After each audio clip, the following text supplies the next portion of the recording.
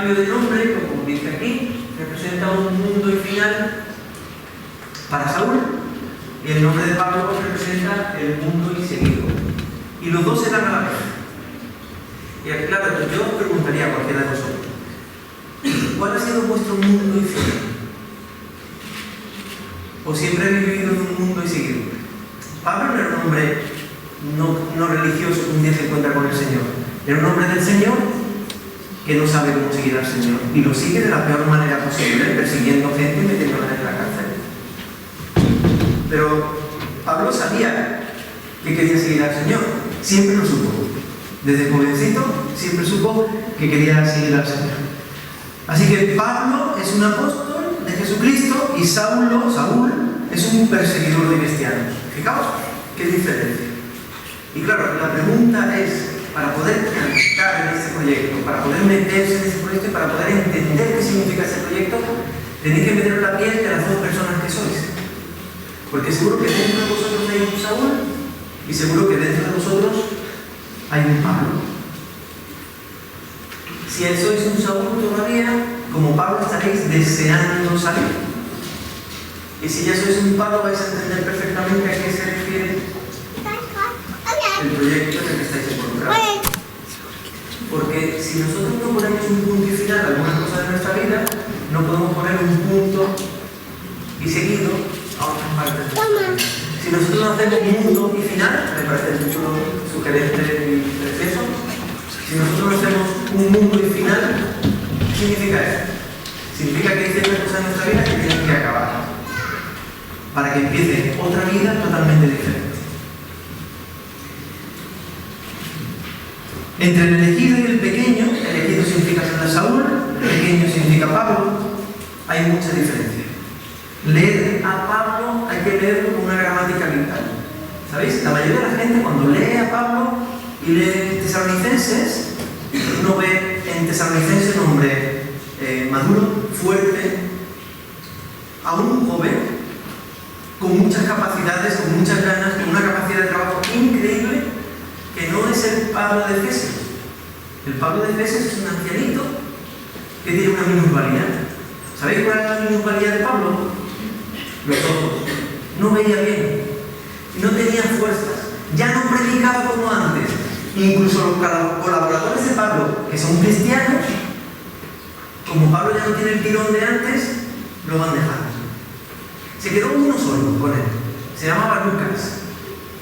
Y Lucas era un médico, el médico que era queridísimo por Pablo.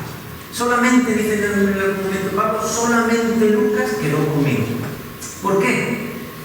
Porque para leer a Pablo deberíamos tomar en orden cronológico sus cartas y ver quién es el que me está hablando. Si me está hablando un hombre fuerte, joven, maduro, en la plenitud de la vida, o me está hablando un ancianito, débil y con una minusvalía en los ojos, que ya no podía escribir ni él mismo. ¿Habéis pensado alguna vez en esto cuando leéis a Pablo? Sería interesante pensarlo, porque Pablo tuvo muchos puntos y seguidos en su vida. El Pablo que se convirtió no es el mismo Pablo que fue perseguido, ni el mismo Pablo que llega anciano, no es el mismo Pablo que escribe. Son puntos y seguidos de Pablo. Y a vosotros os va a pasar igual. Muchos de vosotros estáis en la primera frase de la vida. Después habrá un punto seguido y vendrá otra frase de la vida. Después vendrá otro punto y vendrá otra frase de la vida. Y así tendremos muchas frases. Y todas esas frases compondrán el mundo que nosotros somos. No estamos en un mundo, somos un mundo. Un mundo de palabras, de experiencias, de muchas cosas importantes. Entre vuestras experiencias está la música. En la etapa de músico está cuando empieza uno a tocar el instrumento, ¿no? Empieza a tocar el violín y suena como si a un gato le estuvieran arrancando las tripas. Suena fatal. Y de repente un día uno ve cómo empieza a sonar cada vez mejor, hasta que un día es un gusto escuchar a la persona. Bueno, en el mundo, en la vida cristiana también nos pasa así. Pablo empezó a tocar horrorosamente mal. Desafinaba muchísimo. ¿Qué pasó con el tiempo? Que Pablo, cuanto más mayor se hacía y aparentemente más débil era, mejor tocaba. Y hay veces que uno Recuerdo un concierto en Madrid de los Socorros, en el que ves a un hombre muy anciano, tocando su instrumento y sonando unos sonidos alucinantes, ¿no? Y decir, wow, y ves a un ancianito tocando, una experiencia increíble, porque nadie piensa que un ancianito puede hacer esas cosas. Como nadie piensa que una persona que viene del tercer mundo puede ser inteligente, o puede ser muy honrada. O como nadie piensa que una persona que viene en una patera puede a lo mejor tener 2 carreras universitarias, sabe 4 idiomas. Eso no le entra en la cabeza a la gente, pero las apariencias engañan. Y lo que nos dice la vida de Pablo es que las apariencias engañan. ¿Sabéis? Pablo cuando era Saulo era rico, vivía en una ciudad increíble, tenía las mejores universidades, que disputaban con la Universidad de Atenas, que disputaban con la Alejandría, había negocios, oportunidad de negocio, oportunidad de hacerse rico. Esa era la ciudad de Pablo, esa sí era Tarso. Tarso era increíble, era una ciudad preciosa para quedarse y para hacerse rico, para hacerse un nombre. Pero Pablo tenía una preocupación. Pablo dice: yo me voy a Jerusalén. Jerusalén entonces, lo que es la ciudad de David, Jerusalén era un sitio muy oprimido por los romanos. No tenía el mismo estatus que la ciudad de Tarso. Era un sitio donde ocurrían revueltas, el ambiente político era horroroso, no era fácil vivir en Jerusalén y en los alrededores. Pero Pablo eligió ir allí porque allí estaba alguien que le iba a enseñar mucho, que era Gamaliel. Y él pensaba que Gamaliel iba a poner puntos y seguidos en su vida, pero muchos puntos y seguidos importantes. Gamaliel era el nieto de un señor que se llamaba Gilel. Cuando murió Gilel, en su epitafio, decían los comentaristas judíos de la época, con él murió el honor y la honra de la Torá. ¿Se imaginan, no? Tenía un profesor que era increíble, ¿no? Era el nieto de Paganini que le estaba enseñando a tocar el violín. ¡Guau! ¿No? ¿Tú quieres ser el nieto de Paganini? ¡Guau! Yo voy a estudiar con ese, ¿no? Con el mejor profesor del mundo. Y ahí se fue Pablo, porque estaba tan interesado en las cosas de Dios que quiso poner un punto y final a las cosas de Tarso. Así que quiso poner su punto y seguido en las cosas de Dios. Pablo quería ser rico espiritualmente, ¿vale? Y así se fue. Pablo significa pequeño, incluso se puede traducir como poco. Así que pasó de ser elegido a ser poco. ¿Os habéis sentido alguna vez que sois poco? En un grupo, frente a algunas personas, sois poco. Sin embargo, una de las experiencias más bellas que he tenido es el cantar en el coro. Y cuando uno canta en un coro, aunque se sienta poco, se siente grande. Es increíble. La experiencia de tocar en una orquesta, aunque uno en solitario sea poco, en la orquesta es enorme, es grande. En la orquesta todos somos grandes. Así que Pablo aprendió esto.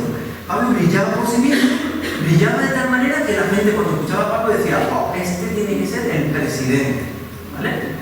Este tiene que ser el presidente de la comunidad. Así que lo metieron desde niño. Pablo dice, él cuenta someramente su experiencia en Hechos 22 y dice: escuchad, yo soy judío, nacido en Tarso, una ciudad de Cilicia, no solamente una ciudad, una gran ciudad. Y fui criado y educado aquí en Jerusalén bajo el maestro Gamaliel. Como estudiante de él, fui cuidadosamente entrenado en nuestras leyes y costumbres judías. Llegué a tener un gran celo por honrar a Dios en todo lo que hacía, tal como todos ustedes hoy. Perseguía a los seguidores del camino, acosando a algunos hasta la muerte, y arresté a tanto hombre como mujer para arrojarlos en la cárcel. El sumo sacerdote y todo el consejo de ancianos pueden dar fe de que lo que digo es cierto. Pues recibí cartas de ellos dirigidas a nuestros hermanos judíos de Damasco, las cuales me autorizaban a encadenar a los cristianos de esa ciudad y traerlos a Jerusalén para que fueran castigados. Y esta es la última frase que va a decir Pablo como Saúl. Porque después dice, cuando iba de camino, ya se le está empezando a botar la tinta a Saúl. Como al mediodía de repente una intensa luz del cielo brilló alrededor de mí, caí al suelo y oí una voz que me decía: Saulo, Saulo, ¿por qué me persigues? Señor, pregunté, y la voz contestó: yo soy Jesús de Nazaret, a quien tú persigues. Y ahí se le acabó la tinta a Saulo. A partir de ahí empezó a escribir con la tinta de Pablo. A partir de ahí se empezaron a hacer las frases de Pablo. ¿Sabéis? Pablo durante 3 días no comió ni bebió. Se quedó hecho polvo. Además estaba ciego. La gente podía hacer con él lo que quisiera. No tenía defensa posible. Se había convertido en el hombre más pequeño de la tierra. Y como el hombre grande Saulo, que llevaba las cartas, que podía meter a la gente en la cárcel, que podía perseguir a la gente, que podía hacer lo que quisiera, se había encontrado con Jesús. Ahora ya era un hombre pequeñito, que ya no podía ni siquiera leer las cartas que llevaba, no podía meter a nadie en la cárcel. A él lo metieron en una cárcel de oscuridad. Durante 3 días no comía, no bebía, estaba hecho polvo. No sabía lo que había pasado. Fue haciendo la digestión. Y cuando hizo la digestión se dio cuenta de que ya no podía ser más Saulo. Ya no podía ser más. Mundo y final para Saulo. Esa es la experiencia de cada uno de nosotros en esta vida. Quizás no es tan espectacular como la de Pablo, pero la experiencia de cada uno de nosotros debe ser así.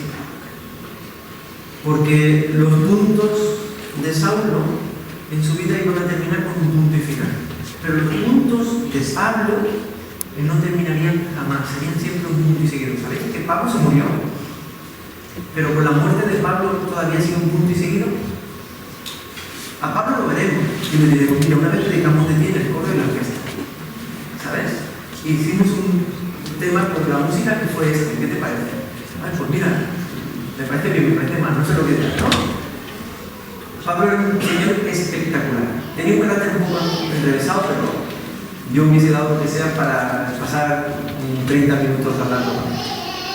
Era un hombre espectacular, porque fue capaz de dejar de ser para ser. Y eso no todo el mundo se da cuenta de eso.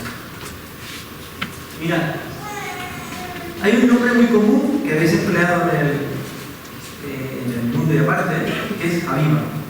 Aviva tiene un nombre muy precioso que significa amada. Hay muchas niñas en África que se llaman Aviva, muchísimas, es un nombre súper común. ¿Cuál es el problema de llamarse Aviva? El problema de llamarse Aviva es que si te llaman Aviva, los demás pueden hacer que tu nombre sea falso. Tú no.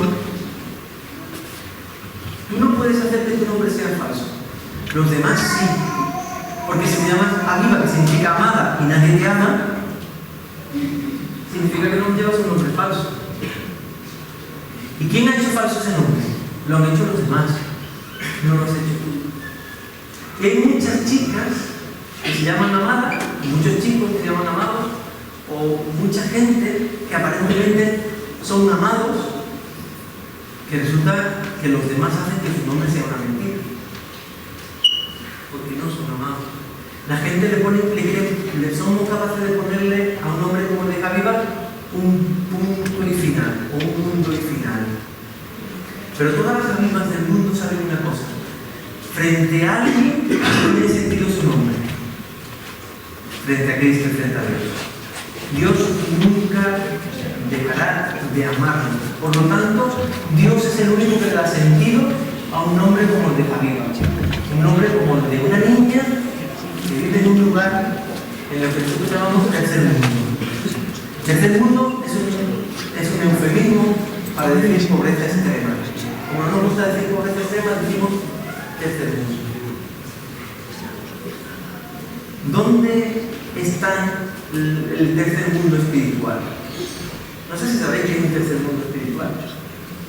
Existe el tercer mundo o la pobreza extrema de la riqueza, y existe la pobreza extrema espiritual. Y esa la llevamos todos. Dentro de nosotros hay una parte que es el tercer mundo espiritual. Cuando toquéis, cuando cantéis, tenéis que ser capaces de pensar de esta manera. Porque si pensamos de esta manera, podremos cantar cosas que sean verdad. Y no cantar cosas que no sean verdad. Y alguien estaba diciendo, no entiendo muy bien cómo cantar cosas que sean verdad o no. Si yo digo, yo te seguiré, oh Cristo, y yo no sigo a Cristo, lo puedo cantar. Claro que lo puedo cantar. Pero es mentira mi canto. Sin embargo, en los labios de otro que sigue a Cristo, cuando canta yo te seguiré, oh Cristo, es verdad. Yo no sé cuánto de verdad será capaz o seréis capaces de cantar en este proyecto que tenéis en el mundo y aparte. Pero a mí me gustaría, Álvaro, que todo, que la música, que la letra, que todo lo que vais a cantar, que la boca y los instrumentos de la gente que van a cantar sean verdad.